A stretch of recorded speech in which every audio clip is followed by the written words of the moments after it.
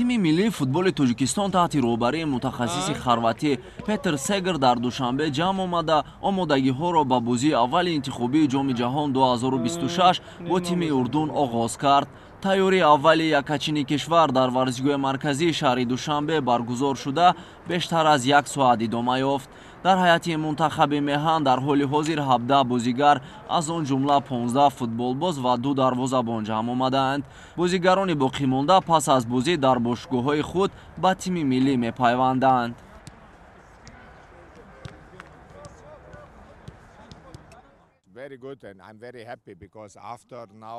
билохира пас аз 6 моҳ мо ҳайати пурраи тими миллиро ҷамъ овардем. Дар ин ҳайат бозигарони Истиқлол ва Равшан ки бо далели бозиҳои хеш дар Лигаи Қаҳрамонҳои Осиё ва ҷоми Конфедератсияи футболи Осиё дар чанд бозӣ моро кӯмак карда натавонистанд ба мо пайвастанд.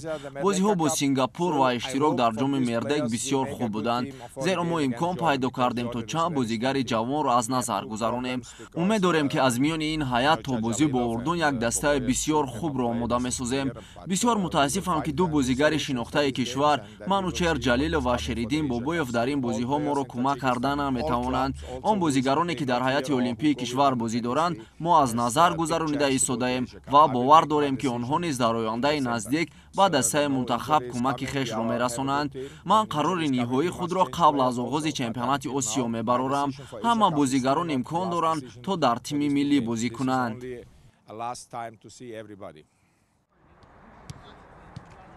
ҷиҳати анҷоми 2 бозии аввали марҳилаи дуюми интихобии ҷоми ҷаҳон бо якачинҳои футболи Урдун ва Покистон, ситоди мураббиёни кишвар бо роҳбарии Петр Сегерт ба ҳайати мунтахаб 24 бозигар, аз он ҷумла 3 дарвозабон, 7 ҳимоятгар, 10 нимҳимоятгар ва 4 ҳамлаварро даъват намуданд.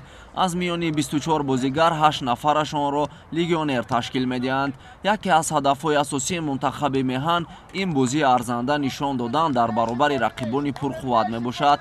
Дар баробари Урдун ва Покистон дар марҳилаи дуюми интихобии ҷоми ҷаҳон 2026 дар гурӯҳи Ҷ якачини Тоҷикистон бо яке аз мунтахабҳои пурқуввати қора Арабистони Саудӣ нерӯ месанҷад.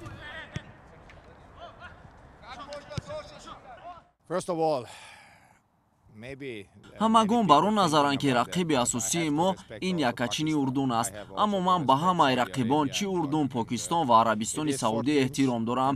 Мо дар ҳама бозӣ барои имтиёз рақобат мекунем. Чун бозии аввалро дар замини хеш доир мекунем, ин бароямон бисёр хушҳолкунанда аст, зеро мухлисони тоҷик ташнаи бозиҳои хонагии тими миллӣ мебошанд.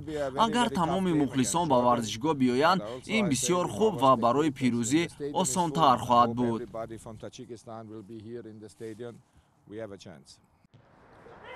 қобили зикр аст ки бозии аввали даври дуюми мусобиқоти интихобии ҷоми ҷаҳон 2026 дар гурӯҳи Ҷ миёни мунтахабҳои Тоҷикистон ва Урдун рӯзи панҷшанбе 16 ноябр дар варзишгоҳи марказии шаҳри Душанбе баргузор гардида соати 18 оғоз мешавад. Бозии дуюми хешро миллипӯшони меҳан 21 ноябр дар сафар бо мунтахаби Покистон доир мекунанд.